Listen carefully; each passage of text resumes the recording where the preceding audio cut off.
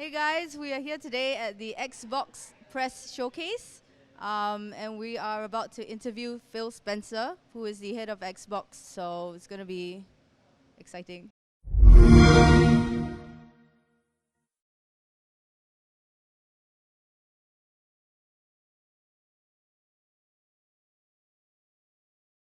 had a lot of games. A lot of games, yes. A lot of, not too many.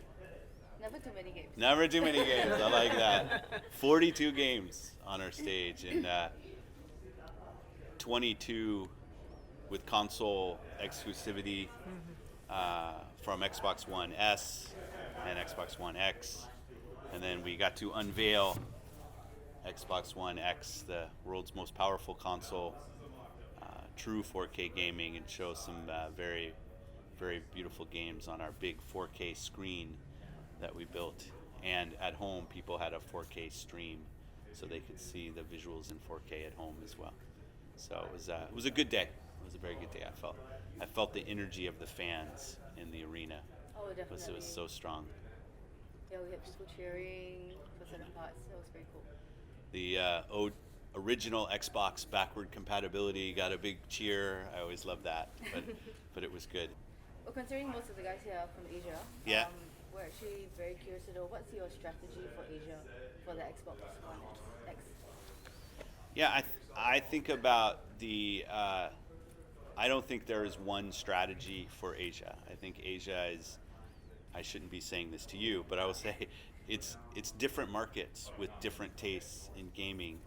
I was proud of the Asian presence on our stage yesterday. We had talked about the Japanese games, but we also had games from Korea, games from China in our on our show, and that's important to me. Having developers in many countries building games is the best way to attract develop gamers in those countries, because those developers in the country are the best at understanding the tastes of the gamers in those markets, and we can also offer them the ability to reach worldwide success on Xbox and Windows across all of the geographies, which I think can be helpful. So, strategy is to find local developers to build their games on our platform. So, Black Desert, people saw Black Desert. That was, do you know this MMO? Yeah. I was actually surprised to see Black Desert. Why? You don't think about an MMO because it's just traditionally PC. Yeah. And then it's coming to console, so that was quite cool. Actually. Yeah. It was. I thought it looked very good on stage too. I thought it looked great. Okay. 最初ので、He has a question about the name. Yeah. Xbox One X. Yes. Why did you continue the name Xbox One? Yeah. And also why X? Yeah. So from the beginning, I wanted this console to be part of the Xbox One family. So any game that you had purchased, any controller, any accessory that you had from your Xbox One would work on an Xbox One X. So the Xbox One is the family name of that console, from Xbox One, Xbox One S. The X comes from a slogan we had on the original Xbox as part of that team, is there's no power greater than the power of X.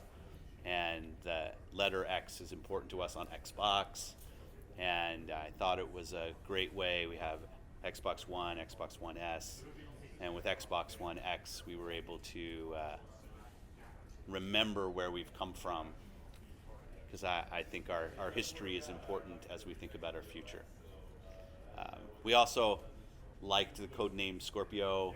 I think there was a lot of excitement around that, and we'll still work to find a way to make Scorpio an interesting part of the history of this project, and we'll kind of talk about that. But to have a name that matches the family of products, because most of our console customers this year will buy S. It's the lower price console for families or people who are casually interested in gaming. The price point is very important. This console, the X, is built for a customer looking for the most premium experience, true 4K gaming, no compromise, 4K native frame buffer, the most beautiful console games anyone has seen.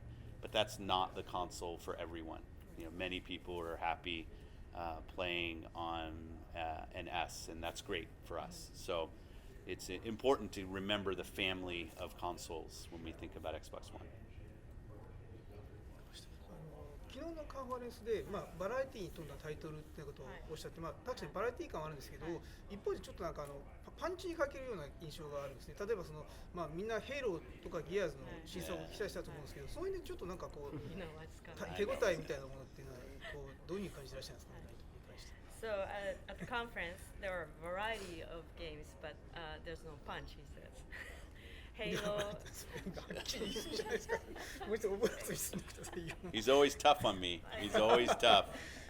The Halo or Gears would have been nice. Okay. So what was your feeling about the lineup? Let me talk about Halo and Gears first. So the Coalition team, the 343 team, Coalition works on Gears, 343 works on Halo. I visited both of those studios in the last month and have seen the great work that they're doing. In fact, Gears 4 is here in 4K. If you haven't seen it, it's beautiful. But in the future, they're both working on future projects that we'll talk about. I was very proud that we could have 42 games on our stage, the longest press conference we've had, more games than we've ever had, and not have to rely on Halo and Gears. I think that showed diversity in our portfolio. You know, and I know that you will see Halo and Gears again, right? Those games will come. But I loved seeing Crackdown. I love seeing State of Decay. Sea of Thieves is showing very well out on the floor. New IP for us, like Super Lucky's Tales, brand new game. The next Ori game, and I loved Ori and the Blind Forest. I think it was great. The biggest game from us that very few people talk to us about is Minecraft. But Minecraft is bigger than any game that anybody will show at this year's E3. And we showed Minecraft in 4K, which I thought looked fantastic. But rest assured, Halo and Gears are in good hands, and we will hear more about those stories in the future. Okay, so you talked about backward compatibility and also the number of games that you announced. Yeah. So personally, what is one game title I think from the Xbox catalog that you would want to bring back to the Xbox One X? And what's the game that you're looking forward to the most out of what was announced at the briefing? So let me give three answers because there's another announce that we did today. That's an important game from our past, but not on Xbox.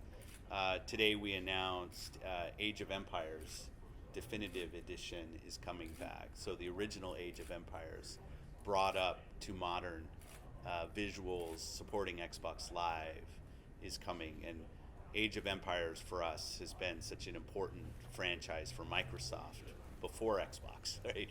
Way back. So that we announced that at the PC Gamer Show today, but I think it's an important one. And I know there are many people in Japan that have loved Age of Empires, and other places in Asia that have loved Age of Empires. So I wanted to show Crimson Skies, which is why that was the game that we showed from the original Xbox. We have a lineup of more games coming on the original Xbox, but Crimson was a game for me from the original Xbox with a great story, a great setting, a great world, and I also think visually it holds up pretty well to today's games. But of all the games that we showed, I think Ori and the Blind Forest will always hold a special place in my heart. So Ori and the Will of the Wisp, the next one with the piano player coming out. That was very nice. He's the composer of the music for the game. So Gareth is actually the person who composed all the music for the first game and the second game. So having him was an honor to have him on stage playing. And then maybe it's just me, but I find everything that's perfect about gaming is in Ori. Like the sound, the visuals are so special. Like, and the game is such a true game from control, feel, is about as perfect of a game as I can find as Ori. But that's just my heart. The game Scalebound Yeah. has been delayed. So do you have any comments about that? Delay is cancelled. Yeah, Canceled. yeah. I'm sorry. I do. First, I have a tremendous amount of respect and confidence in Platinum Games and my friend Kamiya-san. It was great to get to work with them on Scalebound, and we learned a lot from both of us as we tried to make that game what we both wanted it to be, and in the end we weren't able together to get it there. I would work with Platinum and Kamiya again. I think they are a very unique talent in the games industry and somebody that I think is an important part of the games industry. I'd say for me in learning, I think I probably, more than probably, I announced the game too early. Before, it was the biggest game that Platinum had ever tried to build compared to their other games, just in terms of size and multiplayer and scope. So I think the announcing of that game early put a lot of pressure on the development, and then we kept showing it, and it kept raising the pressure, and the bar kept getting higher, and we weren't going to be able to deliver the game that our fans wanted together. So we made the decision, both of us, to not continue with it. That said, I think where that goes in the future, we will see. But it's a lot of respect for the studio and learning on my part, because I know for our fans and our customers, announcing a game and then not delivering it is not what they want from me. So it's good learning for me. So I think I want to talk a bit about esports. Yeah. So esports is getting really big, as you know. Yeah. Taking over everywhere in the world. So PlayStation has been pretty supportive of it. The Xbox 360 was actually quite a strong player. What is your direction in terms of esports for? Yeah, we've been really active in esports in a couple ways. One, our first party games, the Halo World Championships, the Gears Esport Championship. I think we ran the regional for Gears just last weekend in Las Vegas. Had great viewership on Twitch, great viewership on Mixer. I agree with you. I think esport is a really important phenomena that's happening in gaming. Our acquisition of Mixer and building Mixer into the Windows and the Xbox One experience is to make it easy for anybody to stream. Click, and I can stream. Features like Arena that we built into Xbox Live lets teams integrate, or companies integrate matchmaking right into the experience, even at home. Because now at home you have to, one person takes a picture, the other person takes a picture, they have to send them in, so for get cheating. But now at the platform level, we can kind of arbitrate who wins and what the actual scores were. So if you have tournaments that you want to start in the home and then end up in the arena, Windows is obviously an incredibly important platform for esports, and we continue to support Mixer and Xbox Live on those platforms as well. But our first party teams, I'm going to go from here to 24 Hour of Le Mans, the race, and we will be doing the Porsche Forza Championships. We'll be doing them there, and the winner will be on the podium at Le Mans, the 24 Hours, the winner of the Forza eSport. So I'll be part of that, because racing is also eSport racing is growing, and Forza is such a strong franchise there. So our first parties are fully embracing, and as a platform, I think it's a very important thing for us to keep investing in. Well, when you released the Xbox S, Yeah. There were talk about the VR. Yeah. Doing something with Oculus. Yeah. But We didn't say that, but there were rumors. yeah, rumors. Okay. Yeah. So with X, Yes. do you have any plans with HoloLens or anything else like that?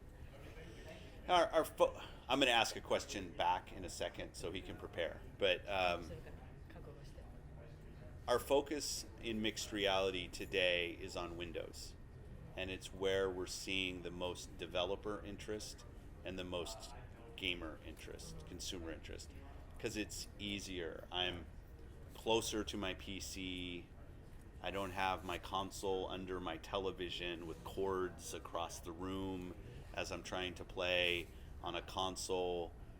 There are more PCs out there. So we will have first party MR games shipping this year with Windows MR.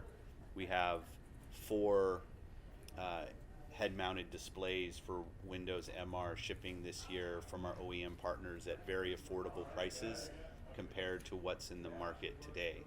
That's important. So here at E3, we've stayed focused on our console games, some of our PC games, and our console. And I will say, our customers have not asked a lot about VR and MR. Like, we don't get a lot of push from our customers to go focus more there. I think most see it as early. But I'm curious, like Famitsu, right? You're from Famitsu, right? Yeah. Is there a lot of VR interest that you find from your readers? In general? Yeah. From gamers? Yeah. 日本のゲーマーは VR とか MR にすごく興味持ってると思うか。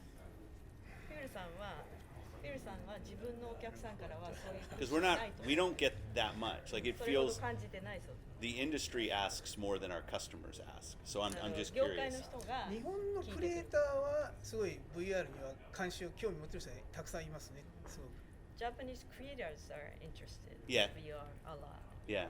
ユーザーは確かにそこまでではないかもし User れない。 maybe not that much. Yeah. No, that's.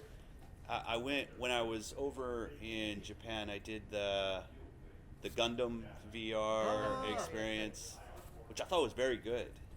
And the who was it that had that? The Gundam 誰が出したかなって。 Bandai Namco. Yeah. In their lobby, right? They have, no, it wasn't. They had a room where they had them set up, skiing, but I thought the Gundam with you sit down on the hand and you're picked up. And am I the only one that's done this? Yeah, I haven't done it. Okay, sorry. But I do think creators should be our focus because we have a lot to learn about what makes world-class mixed reality games today. We're not there yet. That's why I look at Windows as a great place for us to incubate and learn.